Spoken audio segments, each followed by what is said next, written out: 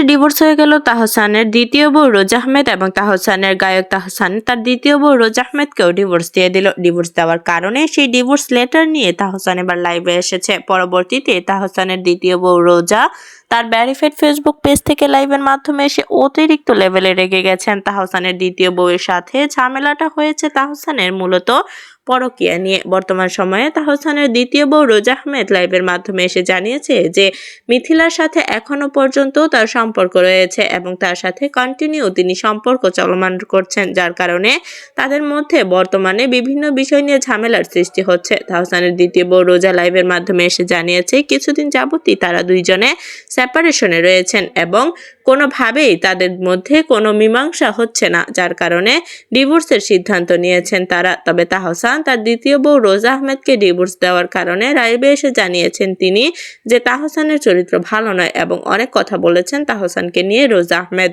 তার দ্বিতীয় বউ রোজা আহমেদ একজন বিখ্যাত ইউকের মেকআপ আর্টিস্ট এবং সেখান থেকেই মেকআপ প্রশিক্ষণের মাধ্যমে বাংলাদেশেও ফেমাস হয়েছেন রোজা আহমেদ।